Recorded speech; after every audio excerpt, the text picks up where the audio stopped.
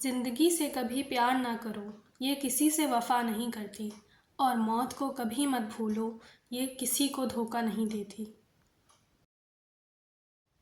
دوست بنانے سے پہلے کسی کا چہرہ مت دیکھیں، بلکہ اس کا اخلاق اور چاہت دیکھیں، کیونکہ اگر سفید رنگ میں وفا ہوتی تو نمک ہر زخم کی دوا ہوتی۔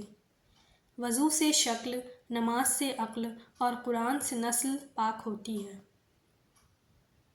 گھر مال و دولت سے نہیں، اخلاق سے آباد ہوتے ہیں۔ جو عبادت اخلاق اور کردار پر اثر انداز نہ ہو سکے وہ مشقت کے سوا کچھ نہیں۔ مٹی کے اوپر محل بنانے کی فکر کے ساتھ ساتھ مٹی کے نیچے بھی محل بنانے کی کوشش جاری رکھیں۔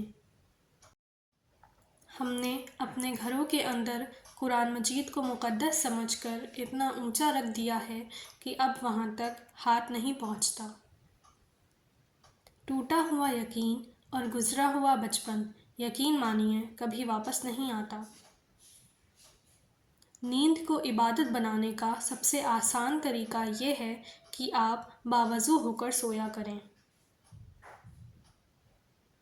کائنات کی سب سے مہنگی چیز احساس ہے، جو دنیا کے ہر انسان کے پاس نہیں ہوتا۔ اللہ تعالیٰ نے عورت کا رتبہ بہت بڑا رکھا ہے، اتنا بڑا کہ رحمت بن کر آتی ہے اور جنت بن کر جاتی ہے۔ مایوس مت ہونا، اللہ سب سے زیادہ مایوس کن لمحات میں امید بھیجتا ہے، اور یاد رہے سب سے زیادہ بارش ہمیشہ تاریک ترین بادلوں سے ہوتی ہے۔ دوستی کرنا اتنا آسان ہے جیسے مٹی سے مٹی پر لکھنا، لیکن دوستی نبھانا اتنا مشکل ہے جیسے پانی سے پانی پر لکھنا۔ کچھ رشتے کرائے کے مکان کی طرح ہوتے ہیں، انہیں جتنا مرضی سجا لو، چمکا لو اور دیکھ بھال کر لو، وہ کبھی بھی اپنے نہیں ہوتے۔